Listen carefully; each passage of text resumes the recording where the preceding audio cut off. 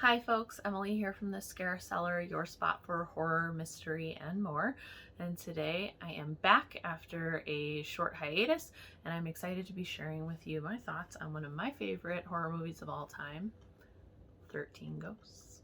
When I launched my channel, I had some pretty grand ideas about what I was going to do with it, and after some time off for lack of the time to do it, I've decided to go with a little bit more relaxed approach. I'm going to be talking about films that I love and that I know a lot about and I've seen a lot of times to get started, and so I can speak more fluidly about those. And then as I take on films that I haven't seen before, I'll definitely be adding in some of that research element again.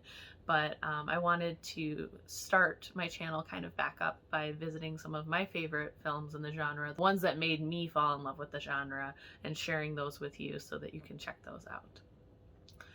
I will warn you, there is some adult content in these films and thus in my review of these films, so viewer discretion is advised. And also, spoiler alert, I will be talking about the film in its entirety, so if you have not seen 13 Ghosts, I would advise that you pause this, go watch it, come back to hear my thoughts, and then share yours with me in the comments. 13 Ghosts is a production from Dark Castle Film Productions. Dark Castle was founded by Robert Zemeckis, Joel Silver, and Gilbert Adler. And one of the things that I love most about Dark Castle is that it started with a love for the films of William Castle, who did a lot of films in the 1950s that utilized a lot of the kind of gimmicky horror approach. So things like special 3D glasses or different gimmicks in the theater to either scare or shock people or give them certain feelings like something from the screen may be real or coming to life. So there were some really creative things done in this film to kind of honor and also bring some of that element to it. And we'll get into that in a little bit. 13 Ghosts was released in 2001, and it stars some really great actors, especially of that time frame. Tony Shaloub and Matthew Lillard and Shannon Elizabeth are among my favorites. And it was introducing rapper Digga in her acting debut. I'm not sure if she ever did any other acting, so it may have been her debut and her last acting experience, but I'm not sure on that. So a general plot synopsis of 13 Ghosts is that there is a family. Tony Shaloub is the father. He and his wife and his teenage daughter and probably like late elementary, early middle school age son, I'm guessing. It starts off showing you their family. They're happy. They're playing outside in the yard, and the parents are smiling at each other and everything is good. And then as the intro continues, you realize that there is a house fire that happens and that the wife, Jean, passes away in the fire. So Tony Shaloub's character, and his name is Arthur Criticos. He and his two children and their nanny, Maggie, they have what seems to be an apartment of some kind, and it looks like they're just kind of trying to make ends meet, and there's a lot of stress around finances and frustration of being in kind of a cramped space and still dealing with grief, and a lot of layers in that. When we meet the family, they're just kind of trying to get their day started, and then a lawyer shows up at the door who says, you have a rich uncle who passed away and he left his home to you.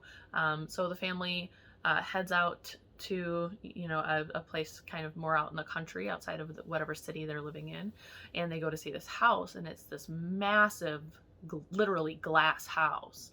And so when they arrive, there's a power guy there who's like, hey, your house is insane and it's knocking out all of the power in the area. I need to get in and take a look at things. And so Arthur lets him in.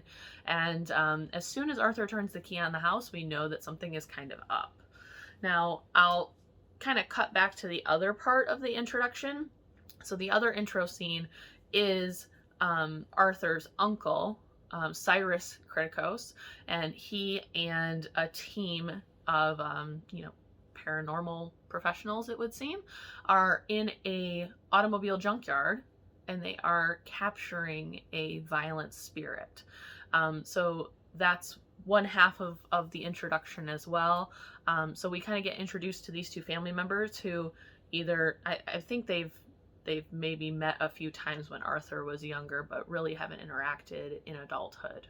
So when they get inside the house, they realize there are tons of artifacts, and it's almost like a museum, and there's things from all over the world and stuff that they don't even know what it is. And so the lawyer sits Arthur down and is like, hey, you got to sign this paperwork, we got to turn the house over to you.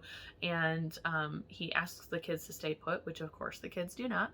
And as they start to explore the house, we start to see that there's something very malevolent going on. So as they're moving throughout the house, spirits start to appear that the family members can't see, but we can, of course, as the viewer. But one of the elements that I mentioned earlier about the William Castle films was that, for example, he may give them special glasses to see ghosts in the movie. Well, in this film, what they did was they give the audience and the characters on screen the ability to see the ghosts in the movie by putting these paranormal glasses in the actual rooms of the house. So as the family members come across these glasses that have a light on them, they're like, oh, these are kind of cool. And they realize soon that they're able to see something that they didn't expect to see. So the mechanism for showing us as the audience what we would have seen if we had been in the movie theater in the 50s to see these is by giving the characters the ability to take on and take off this viewing mechanism. So it's a lot of fun, and it's a really creative way to bring that experience from the William Castle days of the in-person movie theater into your home movie theater. So when Arthur and his family arrived at the house and they turned the key to get in, it actually started a machine in the house. Actually, the whole house is a machine. And so this machine is essentially a portal to hell. And it has been designed by Arthur's uncle to be powered by the dead, by these spirits that he had been capturing, and to allow him power over them and to be able to look into the eye of hell. So his uncle actually passed away at the junkyard. So the spirit that they were trying to capture killed several people, and he was one of them. He had created this machine to be able to command the dead and to have, this ultimate power. And so when they turned it on, one of the things that it does is it starts opening the doors in the basement of the house that let out these ghosts over time. So every few minutes we're hearing clink, clink, clink, clink, clink, and a door opens. And for us as the viewer, it's a really fun panic of watching as these family members are moving around this labyrinth of glass, and some are seeing and some are not seeing these spirits that are coming after them. I think one of the things that really draws me to this film is the amount of detail that goes into each of the ghosts. So, in a ghost movie, ghosts just have to, scare you, right? They don't have to have these big backstories. They don't have to have these identities. They just have to be something scary and, usually a jump scare or kind of a creeping behind you type thing. Like those are effective and they're fun, right? But the thing about 13 Ghosts is that each one of these ghosts are supposedly part of the Black Zodiac. So each one is almost like a category, and they have to fill that category with a ghost that meets the requirements. So one is the Great Child and the Dire Mother. So the characters that fill that are this carnival people. The mother is a very, very small woman, and she ends up having a baby with the tall man from the carnival, and her baby is massive, and she is very protective of him and still spoon feeds him even though he's very large. And so that's the Great Child and the Dire Mother, and they died when the mother had been hurt by other people in the carnival, and her son went to defend her, and everyone ended up dying. So there's a tragedy around each one of their deaths, and there are certain characteristics of these spirits that make them fit into those holes in the Black Zodiac that then have to open up the portal. Some of the other ones are, the Torn Prince. And for the Torn Prince, he's one of my favorite characters. He's a high schooler. He's a greaser star baseball player in the 50s. And he gets into a drag race with another kid and ends up driving his car over the side of a road and dies in a car accident. So not all of, like, they're not all necessarily bad people. Some of them are, some of them are not, but all of their stories are tragic, and they fit into these certain pieces of the Black Zodiac. To kind of piggyback on that, one of the great things about the DVD, actually, which I love my DVDs. It drives my husband crazy, but I love my DVDs and I want to keep them forever. I love having something that I can hold in my hand, and as much as digital copies are sometimes convenient, I love that I can just pick this up off the shelf, throw it in my bag, and take it to my best friend's house for a sleepover if I want to. And my best friend bought this for me because she's wonderful. So one of the great things about the DVD specifically is that it goes into the background stories of all of these ghosts. Not only does it have great behind the scenes content, really cool makeup effects content, lots of really great kind of special features. It also has a really cool section that goes into the backstories on all of these ghosts. And I know that that was a big part of the production team's creation of these characters, that each one of the ghosts was just as much a character as any of the main characters in the film. Now, this film is absolutely gore galore. I love it. There's huge blood spurts. I mean, the opening scene in the junkyard, in order to bait this ghost, they're literally driving a truck full of blood and spraying it all over these piles of smashed cars, and it's just fantastic. I absolutely love the amount of gore, and one thing they talk about in the special features is make it juicy, so everyone's all just like damp and sweaty, and it's just a very squishy, wet, gory movie in all of the best ways, right? Which I love all of this. So that's something that I really love, is that, you know, it's, none of it is like blood just for blood's sake, except for maybe the truck, but it does serve a purpose. But some of the deaths are just really, really creative and interesting. One of them, and one of the first ones, is the lawyer. So the lawyer goes down into the basement to get this pile of money that Cyrus had set aside for him for bringing the family to the house. And while he's down there, he runs into the Angry Princess, which is one of the Black Zodiac characters. This is a girl who became addicted to plastic surgery, and so she is completely nude, and she has cut marks all over herself from, you know, trying to cut away her imperfections, and she ended up committing suicide. When the lawyer goes down to the basement, she's still behind her door in the glass, and of course he's wearing the glasses because he knows that he should be. And, you know, she has a knife, and he makes a joke at her. He's like, "Oh, nice tits," and she just looks at him like, "I literally want to stab you," which I can empathize with. Been there.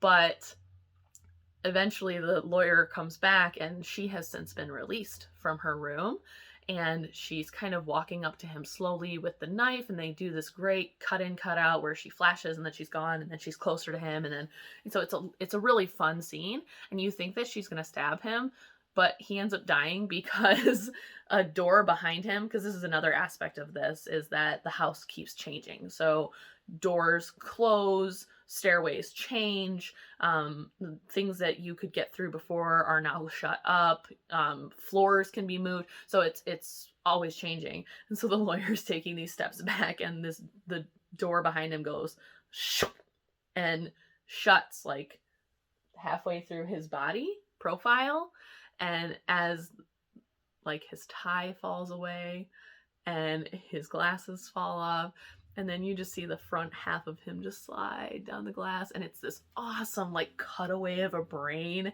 and it's just so good. It is so good.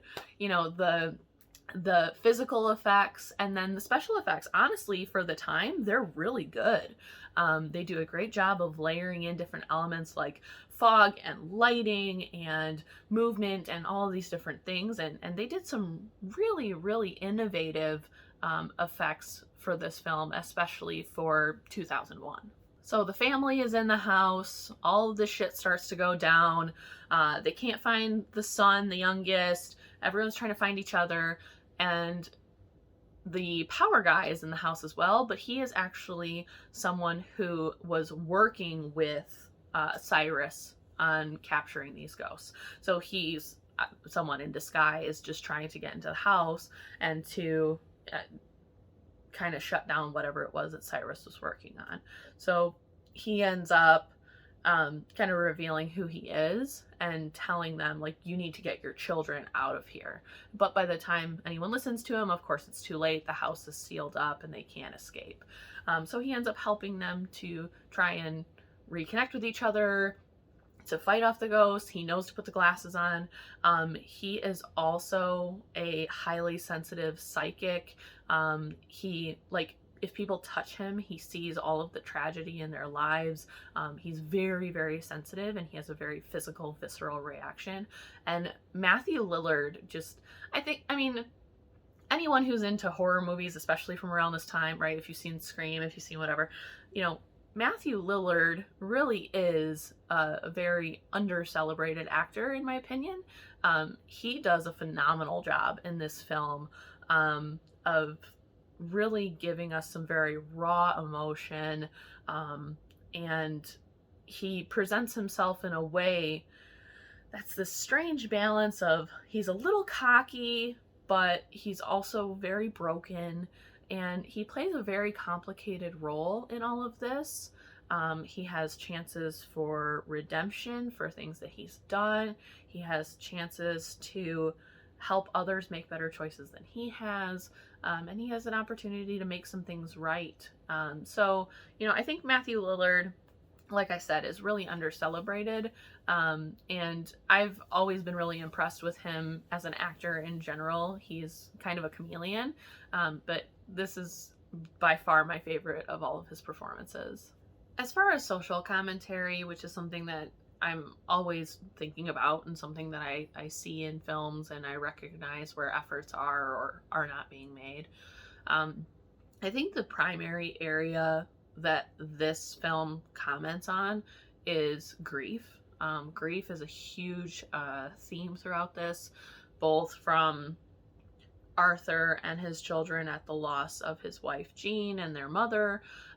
There's a lot of grief around each of these spirit characters that, you know, as you learn more about them, or even as you see them in action, you know, you're learning about the tragedy around their death and the grief that they have. So, for example, you know, the angry princess, there's a lot of grief around her inability to see her own beauty and ultimately her decision to take her life.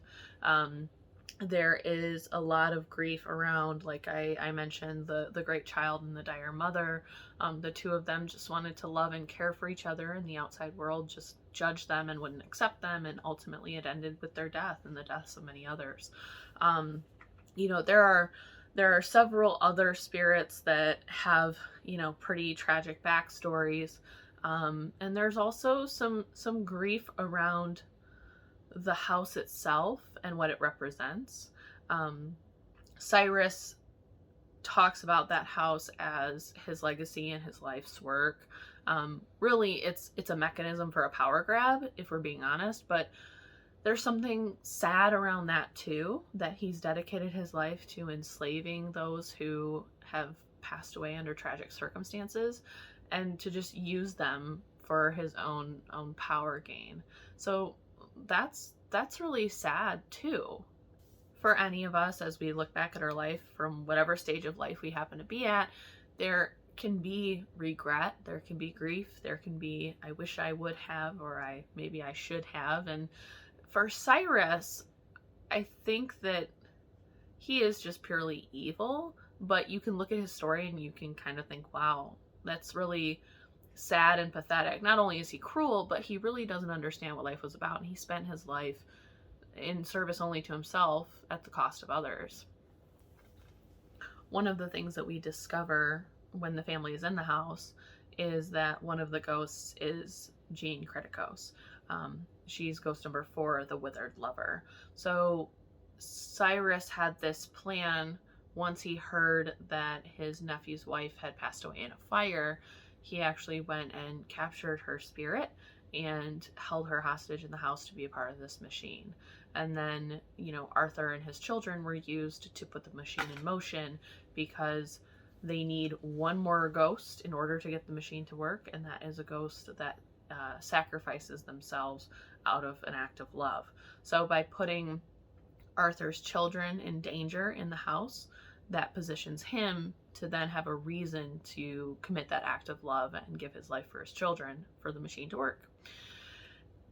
In the final part of the film, Cyrus shows up, and at first he has a giant cut in his neck, where the cut was from him getting hit with I think a piece of like sheet metal or something in the junkyard, and that was how he died.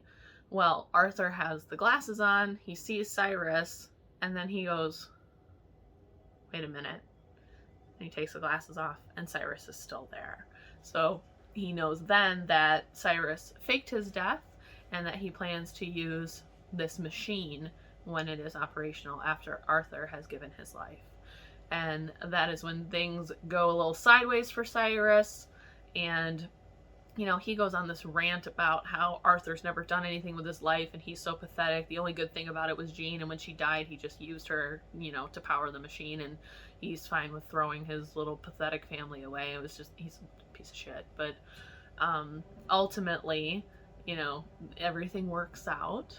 And the family is also able to see Jean before her spirit passes on to a better place, wherever that is. The final scene of the film is all of the spirits running out into the field and into the darkness and disappearing, and some of them are absolutely out of their minds, and we just hope that they don't go off and murder anybody else, because some of them had been doing that for years.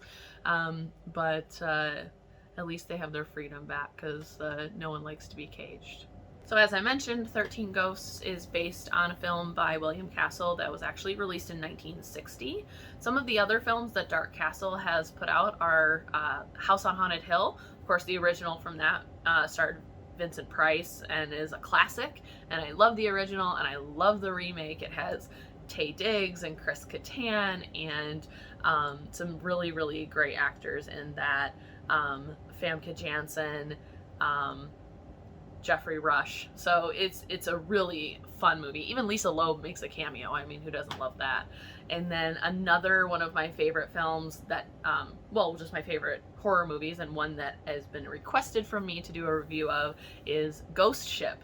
And Ghost Ship also has a fantastic cast. And it's a lot of fun as well. So Dark Castle has put out some really fantastic films, also things like House of Wax and Orphan and a whole slew of other great horror movies over the years. And but my favorites are really those remakes of the William Castle films. I think that they just did some really dynamic and creative things with films that had kind of a little bit of a gimmicky approach, but were definitely innovative in their time, and they took that spirit and carried it into the new century. Thank you for joining me today to talk a little bit about 13 Ghosts. If you have not seen it, I highly suggest that you take a peek at it. It is a very fun horror movie. Lots of gore, lots of blood, great effects, both physical and special, and I also think just a really unique approach to the horror genre that is still refreshing even now in 2021, 20 years later. Thank you again for being with me today. If you like horror, you like mystery, you like action, all that kind of stuff, and you have enjoyed hearing from me, please do hit that subscribe button, and you'll be notified when I throw something else out here on the interwebs. Thank you again so much for watching. Be kind to one another, make good choices, watch out for each other out there, and we'll see you on the next one. Bye.